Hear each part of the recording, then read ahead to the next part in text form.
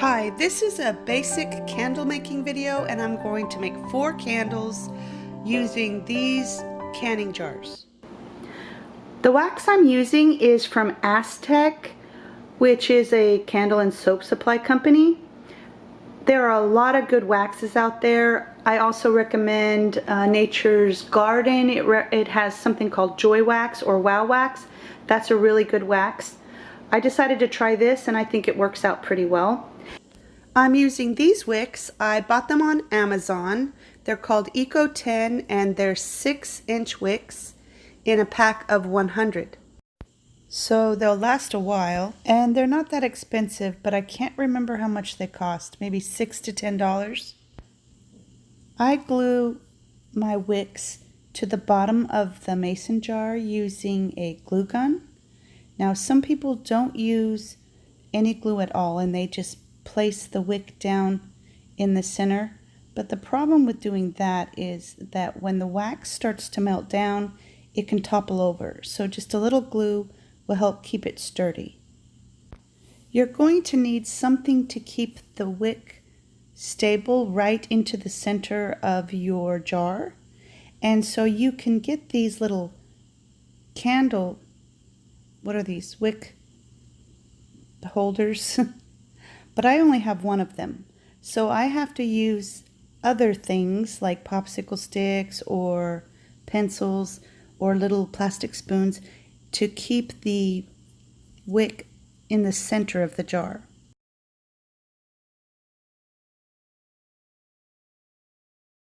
You'll need a thermometer and some fragrance oil, and if you want to color it, you'll need some dye blocks.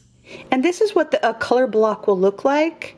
And you just need barely any of it to color your candles. So if you get a sample pack, it will last you a very long time. So I just chip off just a little bit, and I'll show you how in a minute.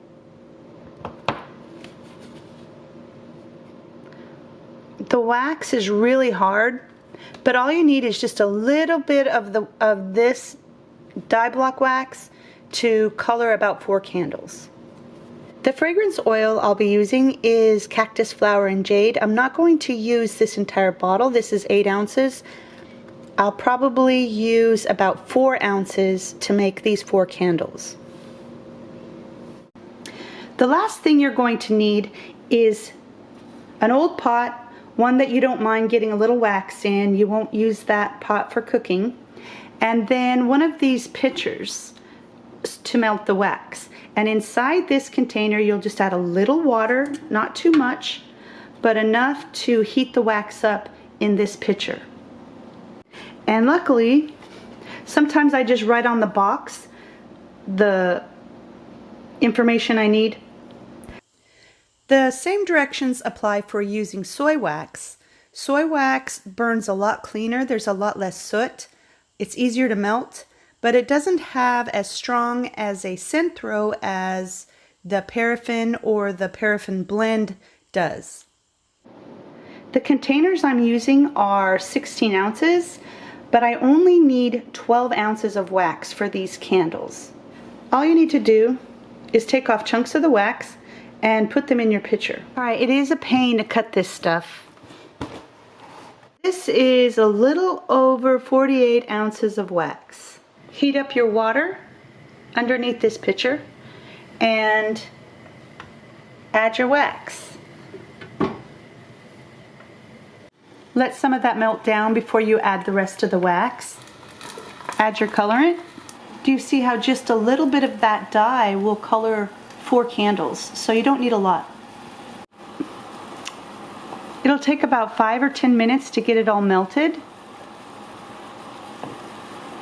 And we're trying to get the temperature up to 185 degrees.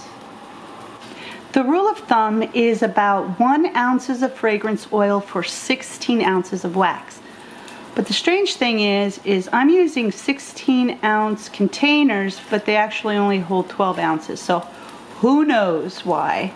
I measured out this time because having that extra wax, well, if you have extra melted wax, then you have to make a little candle, and I wanted to fill these up perfectly, if possible.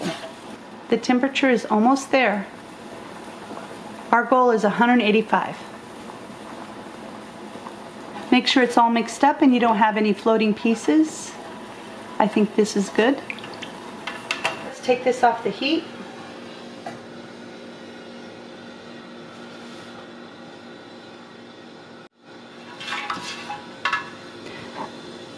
Double check the temperature. Perfect. I'm adding 4 ounces of the fragrance oil.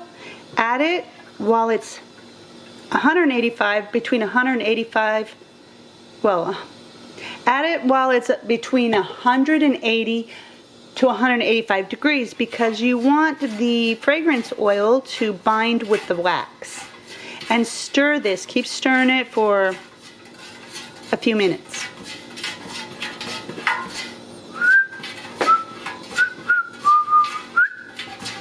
We do not want to pour this yet because we want it to get down to 130 degrees. Now you might be tempted to pour it at a hotter temperature, but it's best to wait till it's cooled down where it's almost a milky consistency so that it won't form air pockets in your candles.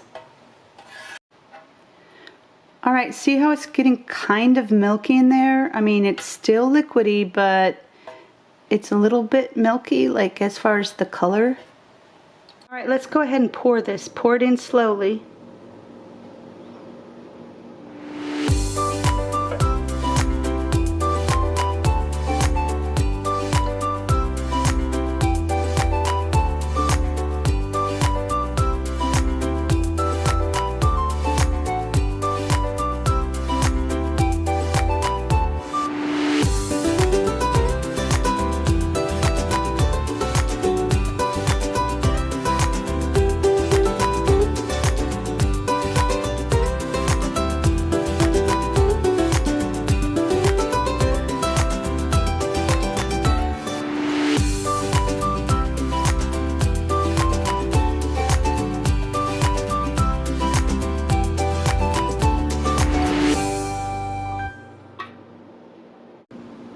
You see, that's almost the perfect amount of wax.